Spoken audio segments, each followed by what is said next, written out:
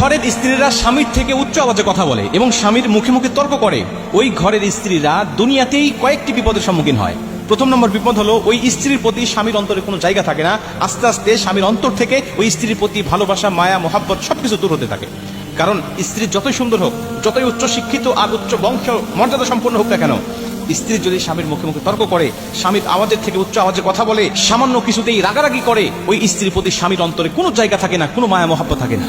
কিন্তু স্ত্রী দেখতে খুব বেশি একটা ভালো নয়, কিন্তু সে ভালো, সে ভদ্র, সে নম্র, স্বামী কিছু বললেই সেটা সে আনুগত্য করে নেয়, মেনে নেয়। ওই স্ত্রীর চেহারা ভালো না হলেও ওই স্ত্রীর জায়গা স্বামীর অন্তরের মধ্যে থাকে সর্বসময়।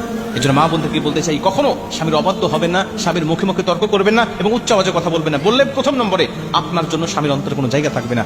দ্বিতীয় নম্বরে, আপনার ঘরে শান্তি নামক যে একটা নিয়ামত, এই নিয়ামতটা থাকবে না, শান্তি বলতেই থাকবে না। আপনি যত টাকা ইনকাম করেন না কেন, আপনি যত ধনী ফ্যামিলির মেয়ে হন না কেন, বা আপনি যত ধনী স্বামীর স্ত্রী হন না কেন, আপনার ঘরে শান্তি বলতে কিচ্ছু থাকবে না।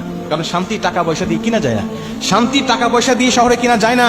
এই শহরে মানুষের টাকা পয়সার অভাব নাই। মানুষ ইচ্ছা করলে শান্তি যদি টাকা দিয়ে কিনা যাইতো, টাকা দিয়ে মানুষ শান্তি কিনে রাখতো, কিন্তু টাকা দিয়ে শান্তি কিনা যায় না। শান্তি কোথায়? একে অপরের আনুগত্যের মধ্যে, ভালোবাসার মধ্যে, মায়ের মধ্যেই শান্তি রয়েছে। অন্য কোথাও আপনি শান্তি পাবেন না। যেই ঘরে স্ত্রীরা স্বামীর মুখে মুখে তর্ক করে, নবীজি বলছে সবচেয়ে আদর্শবান নারীকে জানো, সবচেয়ে আদর্শবান স্ত্রীকে জানো, যেই স্ত্রীর দিকে তাকাইলেই স্বামী সন্তুষ্ট হয়, স্বামী খুশি হয়ে যায়, যেই স্ত্রীর কথা